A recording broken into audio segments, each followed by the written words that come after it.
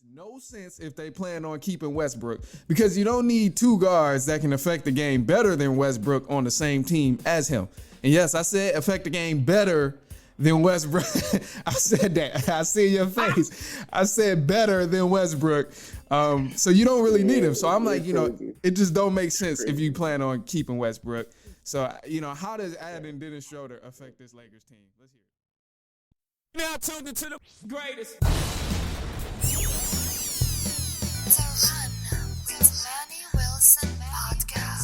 The Run with Manny Wilson podcast. The best sports podcast there is. Yes, sir. What's up, everybody? Welcome back to The Run with me, Manny Wilson, all the way from Detroit to Chicago to your speakers and headphones. And don't forget, you are tuned into the best sports podcast there is. But look, man, I'm not by myself today. I'm here with my guy, Dan Robb from It's Debatable. He came through. You go ahead and say something. What's going on? He came through to chop it up with me. What's up, man? Yeah, yes, sir. It's about time, on, bro. This has been well overdue, man. Finally, yeah, at least a couple months overdue, man. But it's Definitely good to be on here, man. Let's get into it. Man, I'm so glad to have you, bro. So glad to have you. This is about to be a great episode. The show is debatable, so we gotta toss and turn, go back and forth just a little bit. So let's hear it. So we're going to jump straight into it. We ain't wasting no more time. They know you. They got introduced to you. It's the sports podcast. You do the same thing I do on a high level, the same way I do. So it's only right that we jump into it. But before we start, we don't care about none of that. We need to hear this ticket question. You got to punch a ticket before you can keep going on this show.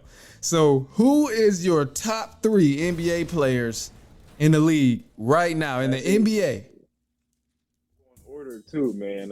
In Giannis. order? Yeah, Giannis, Okay. number 1, Kevin Durant, number 2, LeBron James, number 3. Ooh, okay. I can respect it. My order looks a little bit different, but I can definitely respect it. What you got, man? I got Giannis. Of course, Giannis. He has to be number 1, easily. Yeah. So Giannis at number 1. I got LeBron at number 2 still. I respect that. And then I threw Stephen Curry in there, bro. I threw Steph Curry. You shaking your head no at me. Why I can't get a Stephen Curry, bro? Not over Slim, bro. Not over Slim Reaper. He's nah, man. You can't do that to him. I'm sorry. But I didn't put him over the Slim Reaper. I put LeBron over the Slim Reaper. How about that? Steph at 3. You put Steph at 3 though.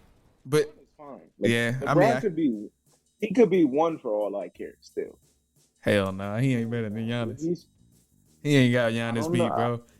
I don't know, bro. I don't know. He the only reason why you can't say he's better than Giannis right now is because Giannis is going to be first team on defense and he's going to average 30 points a game. LeBron's not going to be first team on defense anymore.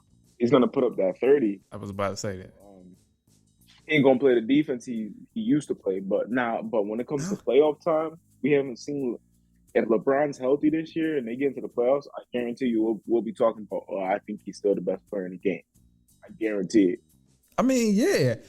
Even after him missing the playoffs, which is the crazy part, it's still a debate that he's the best player in the league right now. Like, everybody have that time of those transition years, like where, for example, say when Kobe was in the league and Bron was at his peak becoming the best in the league or the best of that era.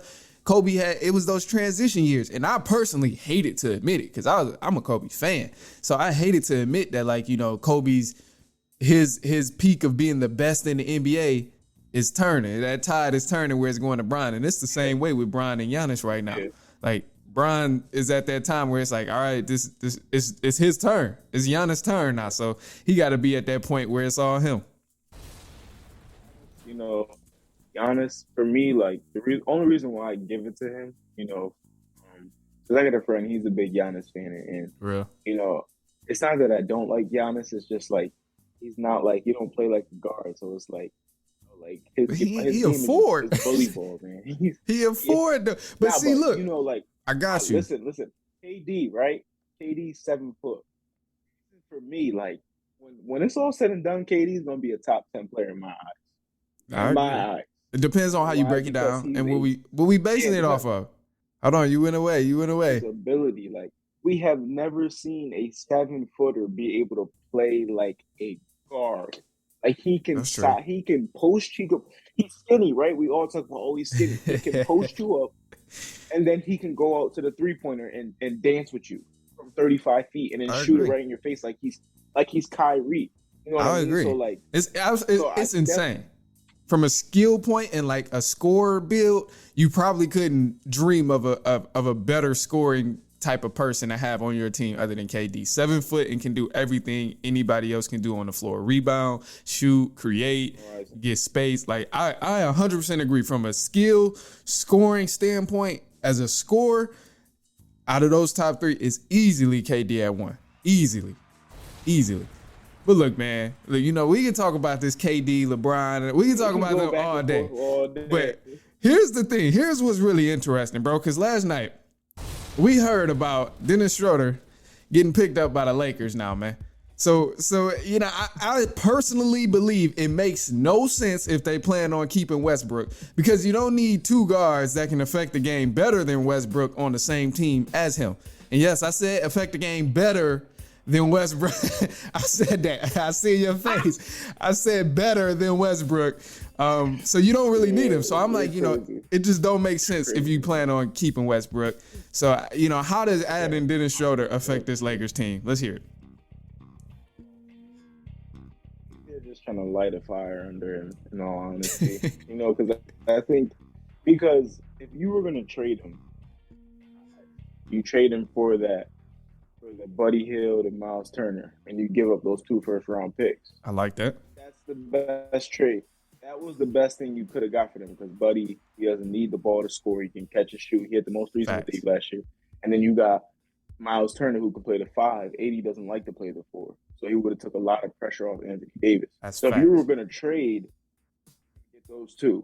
So now what are you going to try and trade Westbrook for? Bogdanovich and Jordan Clarkson and Mike Conley? Like, you know what I mean? Is that what you want to do? You know what I mean? You don't need that. At this point, I'm a Westbrook guy. That's my favorite player. So you're keeping Westbrook, is what you're about to say. If I was going to trade him, I would have traded him for a fit. I'm not trading him for, at this point, LeBron doesn't need players, so to say. He needs players that's going to fit with him. Facts. That's so true. Because to me, LeBron, his whole career, he's always been a bougie guy. Like, he's gonna play, he's gonna show up. You know what I mean? He's gonna play, he's gonna play hard, he's gonna be a leader, but he's bougie. Like, he needs certain. Remember when he was in Cleveland in that press conference, he said, you got Kyrie and Tim. You talking about, I need a playmaker. Like, you know what I mean? Like, he's bougie. He needs what's gonna fit around him. Yeah, you know that's the kind of player he is. That's just the kind of player he is. LeBron's going to produce, but he's not going to win a championship. But see, I think it's slightly different from when he was in Cleveland until now. Because, Cleveland, he played a more full effect on the game. Like, he did everything. He controlled the game in every way, from the defense to the offense. Like, the system was LeBron. Like, the whole game plan was built around LeBron. And not saying that it's not anymore, because it clearly still is. But with LeBron getting older, he's not carrying like he was able to do with the game plan. He's not carrying the entire game plan. The game plan isn't LeBron James, let's get some shooters around him and they can shoot the ball. It's LeBron James, and let's just get some extra role guys to help LeBron carry us all to the final. Like, those days is done. So yeah, well, I think in the league, because he did it for like 17 years. Way too long. Way too long than anybody should have. I think that year, I remember the year he first got to the Lakers, he struggled for a bit, and then he just put him on his back. And remember, he hurt his groin Christmas Day against the Warriors. Ever since then, he hasn't been trying to carry like he used to. You know what I mean? He kind of just... He want that longevity, man. Yeah, he doesn't fight through injuries like he used to, which honestly, I think he deserved that. I think he deserves... Facts. He deserves to be. It's weird saying it because me and you, we don't watch them play our whole life. Especially I don't watch every iconic LeBron James moment. So like, which is crazy. Yeah, it's That's crazy, bro. And now we see him year 20. I remember him winning his first championship. Man, that's it's crazy, You man. know, It's so crazy. like I remember the talk. I remember the talk. No Before ring, he no didn't win a king. championship, how he's not this, he's not this. You know what I Man, mean? So now that he knows who he is, you know, he doesn't need to argue with anybody about his greatness. You know, that's no facts. player It's to me, solidified. no player in the game. Yeah, to me, no player in this generation right now is comparing to LeBron. For I, me, you know, I agree. I know people say Steph, but I don't. It's just Steph two don't play different defense. things. It's two different things because I love Steph. I love watching Steph do. I love what he can bring to a game, but it's just you just can't compare him and Brian, Different bro. monster, bro. You can't. It's a Brian different is, monster. bro. For anybody out here, I got some Brian fans on here, and I got some Brian haters on here. I got both. So, but I gotta speak to the Brian haters. You're gonna find those two sides of the party everywhere, bro. Bro, yeah, they gonna be in any crowd that's talking about basketball. You're gonna have the haters, Brian. You're gonna have the people that Brian fanatics. But to the Brian haters, bro, you gotta understand, like the things this man has been able to do since he was 18 in the league all the way into now, it just now slowing down at age 38, 37. Like we say he slowed down because he only played 56 games. Facts. Yeah, truthfully, he didn't slow down. He averaged 30. I'm saying literally, last season he averaged 30. So truthfully, he did not slow down, which is crazy. And you know, for me to just think about that is crazy. And you got to just be a straight out, flat out hater to be kind of discrediting the greatness that this man already does solidified in my eyes. So I don't know, but I know one thing. Jumping back to the Lakers and kind of focusing back on the Lakers, the only way I think anything works with this Lakers team, as dysfunctional as they've been this whole offseason, the previous season before that, is if Anthony Davis comes out and wins MVP. Because he's that pivotal player now. How we was talking about, well, the system doesn't revolve around LeBron anymore. The system is not LeBron anymore. The system now is more so focused on Anthony Davis, and LeBron is taking that back seat role, which is why in the first place he wanted Anthony Davis there, because he's that type of player to be able to take pressure off of him. He's that secondary co-star trying to evolve into the primary star of this team. But one, his ass need to be healthy, and two, he's the only way the Lakers can find a huge amount of success. If AD doesn't come out balling, having an MVP type of year, making a case for defensive player of the year, any type of awards, the Lakers are doomed. They're doomed. Absolutely doomed. Yes, they are. They're doomed when it comes to winning a championship. But doomed in general. Finishing 7th seed at best. 7th in this Western Conference. Listen, in this Western Conference. Westbrook to play like Westbrook. You don't need Westbrook to play like Westbrook. It ain't work. Let's say, God forbid, let's say AD, he's banged up, which he's been the last 2 seasons, right? Yeah, God forbid he is. You still shouldn't be as bad as you were last year. Yeah, your man's was terrible, bro. No. Hold on. Westbrook still put up 18, 19 points a game. He did, but it's not even a game, bro. It's not even about the stats. That's just it, bro. That's what it's always about with Westbrook, is the stats and numbers. And it's so much more than that, because I see, yeah, stats and numbers is important, but bro, it's how you affect your team. When you playing in the game and you being selfish and chasing, like it's obvious that you chasing the stats and numbers. No, first of all, he wasn't chasing anything. Bro, he's been a stat chaser his whole life. He just wasn't there mentally. I agree. He wasn't there mentally. He wasn't there mentally, and he was thinking too much, thinking, oh, damn, I need to get my stats. The muscle memory was there, like, I need to get my stats, but I need to fit coach. Damn, I don't know. Air ball, backboard, clank. Like, I'm telling you, that's what it was, bro.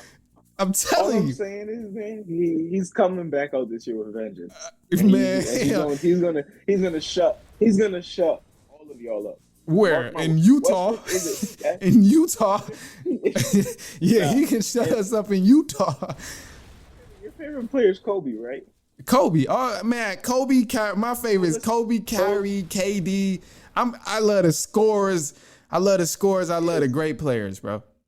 So because we're talking about the Lakers and your favorite player is Kobe, I want you to go back and listen to what Kobe had to say about Russ.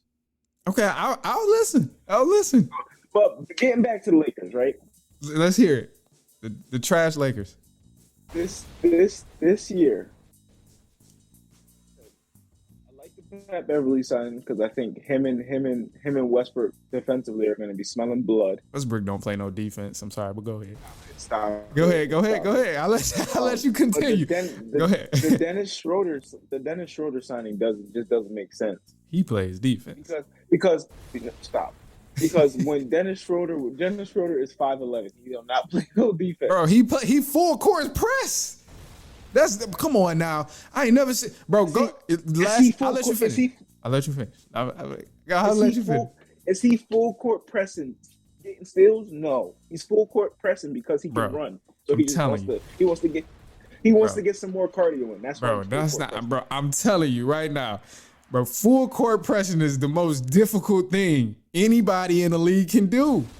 That's probably one of the most difficult jobs and tasks. You gotta think, bro. You trying to full court press these quick guards that's 5'11", 6 foot. Like you trying to, and then even people who's bigger than that, you trying to full court press 94 feet.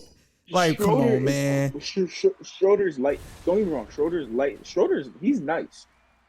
Come on. You know where he had his. You know when he had his best season or his second to best season was that year when he played with Westbrook, 18-19. Go look it up.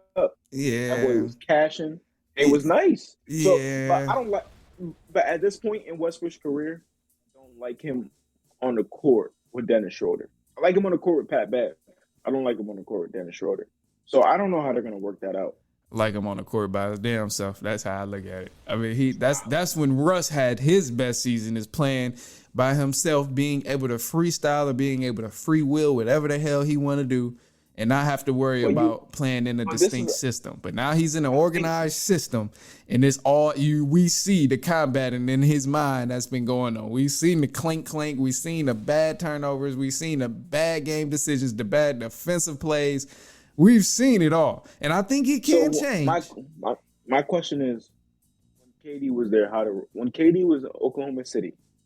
Oh, I love it. Prime time. When they were playing on primetime television 30 to 35 times a year, what was Westbrook doing? He was bullshitting. He was playing selfish. Look, he was giving buckets. I'll give you that. Look, hear me out. Let's do it. I'm so glad you brought up KD. I'm so glad you brought this up, because it's a reason Kevin Durant left. And I remember watching this team. I used to love OKC. They was like one of my favorites. But it was multiple times in late game situations, Russell Westbrook resorted to superhero ball and resorted to trying to be the man instead of letting Kevin Durant be the scorer that he is, taking that away from him. It was that same very reason that KD said, you know what, I need to get the hell out of here and I need to go play with somebody that has better understanding of this game of basketball, because this guy Russ is not it. That's why he ain't. That's exactly why. Listen to this. Go watch shooting in that OK series of 3-1. Go watch. Shot. Go watch his turnovers.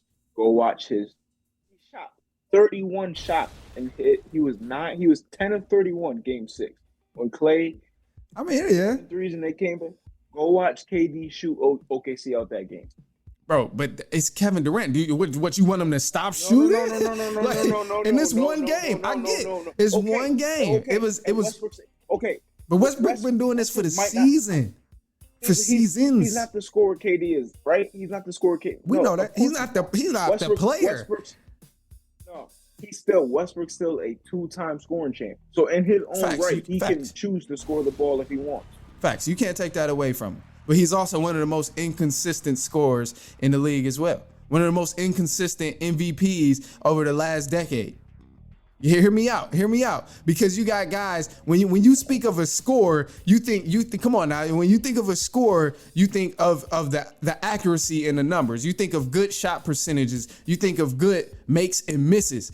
Mm-hmm. With Westbrook, he jacks. And I'm not saying, I get the whole argument of, yes, he's an MVP, so he's kind of allowed to jack, but there should still be limitations to how much you jack and shit if you know you cannot shoot.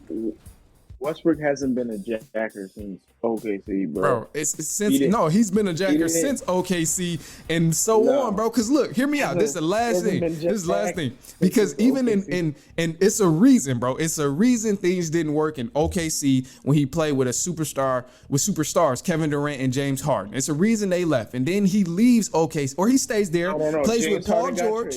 He plays with James Harden got traded. KD left. James Harden got traded. KD left. It's not Westbrook. It's not Westbrook's fault. Hear me out. I'm gonna explain how it's Westbrook's fault. I'm gonna explain the toll that Westbrook brings to a team because in OKC he's there. He's playing. Then KD, Westbrook, or KD and Harden, they're gone. It's just Westbrook. They eventually get Paul George, but before they get Paul George, Westbrook has his best season ever. Like he's having I think that was before they got Paul George, but his MVP year. It was triple doubles. Absolutely balling, just crazy. But then they get Paul George, they get Carmelo Anthony, and we see nothing. We see people think, okay, because now they got Paul George, like him and Westbrook, they're going to be able to coexist. Paul George is another elite scorer, and Paul George could never fit inside the game of playing with Russell Westbrook because there was no distinct system. Westbrook is going to play the way he wants to play. This is his team. Of course, you're going to take the backseat role a little bit. But look, here we go. Because Paul George clearly still got buckets in him. So it ain't like, he just fell off. But look, so even after that time, they don't do nothing. Paul George is not really as happy as he wants to be. They don't exceed the expectations that's there. Westbrook eventually leaves, goes to Houston, plays with another elite scorer. Now we're looking at this time, what is that? 4 elite scorers that he's played with and haven't accomplished anything. 1 finals trip, and that was, you can arguably say, that was probably the best team that he's played on. 1 finals trip. But he's playing with James Harden. Nothing gets accomplished. James Harden is unhappy. They lost to LeBron and Anthony Davis. They did, and they also lost to the Warriors. Too, multiple times, year after multiple times. The Houston Rockets, they got tapped by the Warriors on multiple occasions. Yeah, that's not Westbrook's fault. He ran to LeBron and AD. I get it, but it's his fault. It's his fault because now it's James Harden team. I get you want to let James Harden do his thing, all of that, but it's still just the fact that it was no success. So that's another superstar you play with. You go play with Bradley Beal and nothing happens again. You go play with LA, nothing happens again. You play with whoa, come on now. Superstar? Bradley Beal? Bradley Beal is the best guard in the league right now when he's healthy. When he's healthy, he's just in poor Washington right now. That's why that team stinks. He's a star. He's a solidified star. I'll give you that. You know what? You're right. But he's the best. He's the best shooting guard in the league right now. Outside of yes, between him and James Harden, Kyrie Irving kind of a point shooting guard. He's kind of back and forth. It depends on how you want to play. But the whole point, look, DeMar DeRozan. Bradley Beal, yes. I don't know. It's tough. That's a different conversation. That's a different conversation. Yeah, we'll touch on that at a different time. But look, Westbrook done play with all of these superstars and accomplished nothing. But what's one thing we've seen consistent with him playing with all of these superstars? Them numbers. Every team he done played with, he makes sure he gets those numbers. He might not get the wins. He might not get the game plan, but the strategy. But he's going to get those numbers. And that's one thing I just don't get how you can say, or how a person can say he's not worried about numbers when literally everywhere he's played with, he's had great teams, he's had great players that he's played with, but he made sure them numbers was consistent. And it's like we gotta say the same thing about all these in Westbrook era who didn't win. About Harden and Westbrook? Harden. You can say that. You can make that argument because they didn't win nothing. But listen, Harden and CP done played with the same amount of talent, if not more. I agree, but I done seen Chris Paul elevate a team. I done seen Chris Paul get traded and take a team to a playoff. What? Oh, come on, bro. I'm just saying. Do we want to hang? As a player's goal, is it? I'm gonna take a team to a playoffs, or if we're talking about winning, that's your knock on Westbrook. That's true. He has not won. He has not won, right? I don't care about Chris Paul taking the team to a playoffs, bro. That's fair. I don't care about that. They lost in the first round. So, That's fact. he elevates the team to the first round. No, in the history books, we're not gonna go look back on Chris Paul leading Shea Gilgeous and Steven Adams to the playoffs. We're not gonna go look at that, bro. We're gonna look I at get it. okay. We're gonna, you know what we're gonna go look at when we look at Chris Paul? We're gonna go look at the times. We're gonna go look at Game 5 of the 2021 Finals when he had this amount of turnovers and didn't play well. That's true. When we go look at Westbrook, we're gonna go look at that Utah series when he lost to Donovan Mitchell and Ricky Rubio. You know what I mean? Yeah. So we're not gonna go look at he carried this team. Like, nah, that doesn't. When it comes to at the end of the day, bro, we're not gonna go look at teams being led to the playoffs. Yeah, You should get to the playoffs in a 30-team league.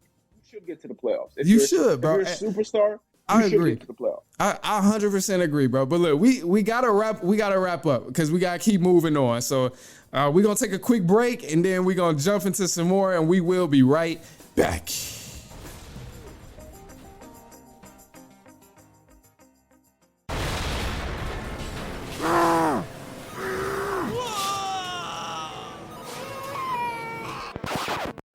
Now, you know, just because you're busy doesn't mean you got to be stressed. I'm crazy busy right there with you, but it can be easier. Next time you're on a run, just make it more fun and listen to The Run with Manny Wilson. It's The Run with Manny Wilson podcast.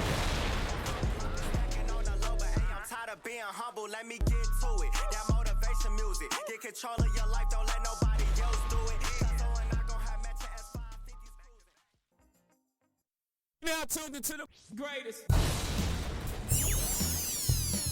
The Run with Manny Wilson podcast. The Run, the Manny Wilson podcast. The best sports podcast there is. Yes, sir. What's up, everybody? Welcome back to The Run with me, Manny Wilson. We are here still with my guest, Dan Ra from It's Debatable. Now, we was chopping it up. But look, man, now we're on to our second half of the show. And I got to have you, like, punch another ticket in the way to make sure. Because, you know, I'm a little worried of some of the stuff we was arguing about. Personally. Me personally, I'm just a little worried. But anyway, man, a punch a ticket. Here's the question. So, the Cavs, they done got D. Mitch. Now they got Karis LeVert, Evan Mobley, Darius Garland, Caleb. They got a little bit of a squad over there. I don't think they're really going to do anything because they're so young. But I just want to hear, does this Donovan Mitchell trade make the Cavs a top-tier team in the Eastern Conference?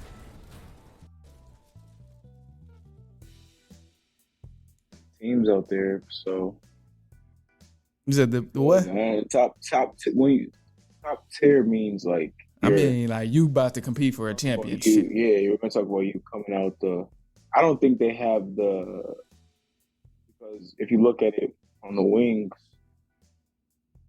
Mitchell's your best wing guy? So he's about 6'2", 6'3". Him and Karis LeVert, they got a squad. And the way I looked at it, I'll admit. Don't get me wrong, they got a squad. Yeah, they got a squad, but championship competitors is you know, a little.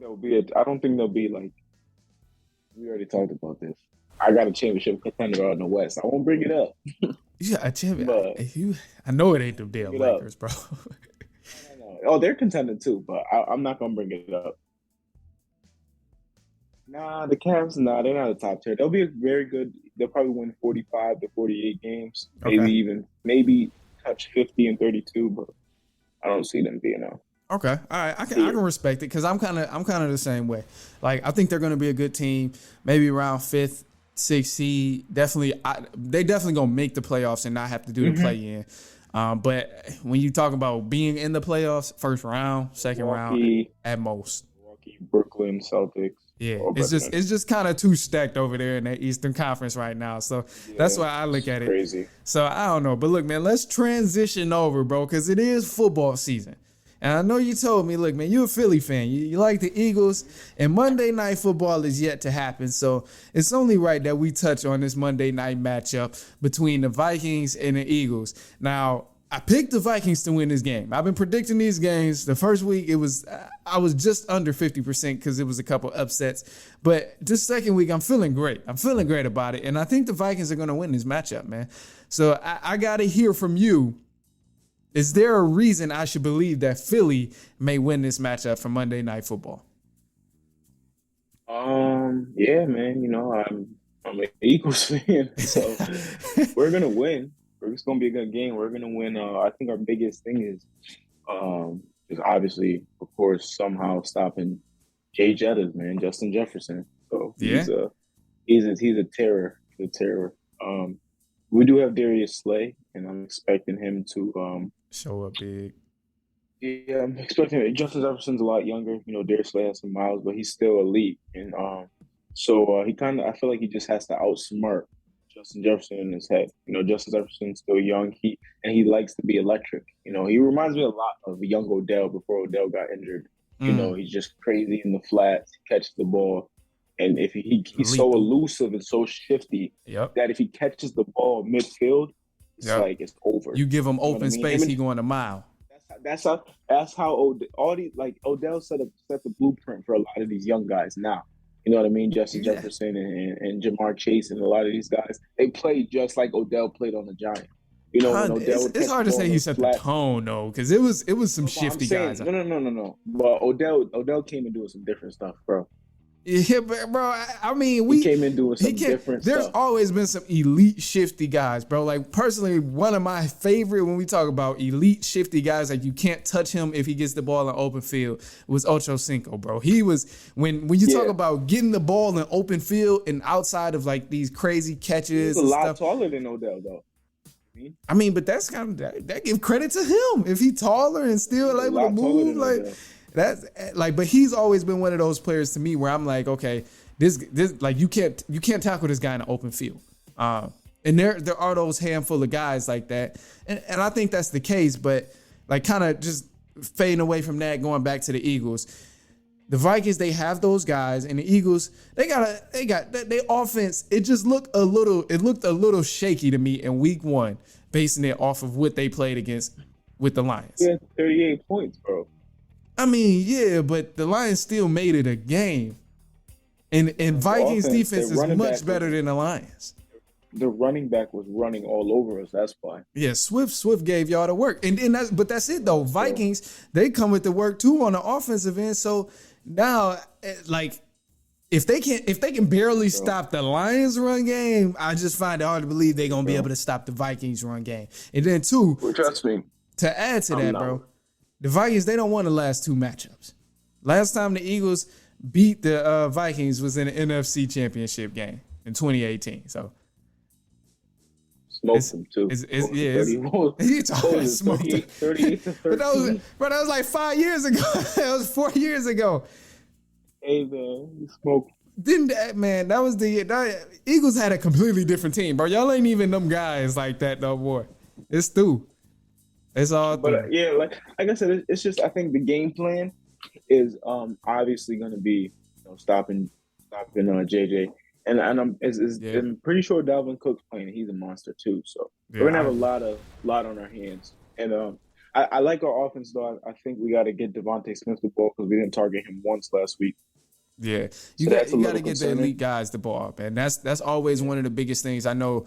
And I always say, any game is a game of adjustments, and it's going to be that. I think it's going to be a good game against between these two teams, and I hope to see a good game.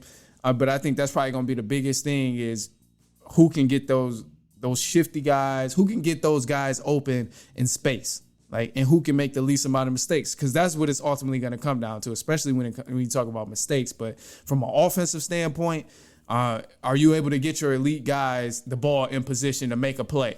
Are you able to put the ball in the air to them to be able to make the play on the ball for the offense? And I think that kind of goes along both sides, whether we going for the Vikings, whether you're going for the Eagles. That's just football at the end of the day. And then defense has to show up. But both teams, they do have a pretty good defense also. So, I don't know, man. Yeah. It's going to be pretty dope. It's going to be a cool matchup. Yeah, gonna be good. So look, man, but anyway, that's about all we got for today, man. We gonna look to wrap up, but you gotta let the people know where they can find you, man, because they gotta catch up on your content as well, man. Yeah, man, they gotta slide on, man. Instagram handle is @2_debatable. My regular IG aside from my account, which I also post a lot of sports stuff, is DanRob_7. I got a lot of basketball content coming. I'm thinking about making a football channel too, but we'll see how it goes with that. But basketball season, today is the 17th. Yeah, today is 17th. So basketball starts in about 31 days, and once basketball starts, I'm going to be posting content. Hopefully every day, God willing, every day. So let's see. Yeah, man, follow me, like, subscribe. My YouTube link is on my channel. So a lot more content coming, man. Let's just have fun. Let's debate. Let's share ideas, and let's let's just enjoy the game. That's what's up, man. They definitely got to shoot you a follow. If you like sports, if you like listening to me, you would love listening to him as well, man, because he be knowing what he talking about. Tried to give me a little bit of run for my money on here. But I'm sure we're going to have plenty of other times to talk about it. So it's going to be cool. But anyway, man, yes, look, sir. You guys know where you can find me. Follow me on Instagram at The Run Podcast. You can follow my personal page as well at I am Manny Wilson. The Twitter handles are the same exact thing at I'm Manny Wilson at The Run Podcast. You can follow us on there. But look, be sure to send this to a cousin, a brother, a friend, a family member, a co-worker, anybody that you know that likes sports and would enjoy the conversation. Be sure to pass this message along. Be sure to send it and have that conversation. But we're going to keep giving you game to get those arguments intact when you're in the barbershop, when you're with your family, when you're with your friends. Listen to us and you're going to have plenty of ammo to fire them up with. So that's all I'm going to say. But until then, we will be back later on next week. And so on and so on and so on.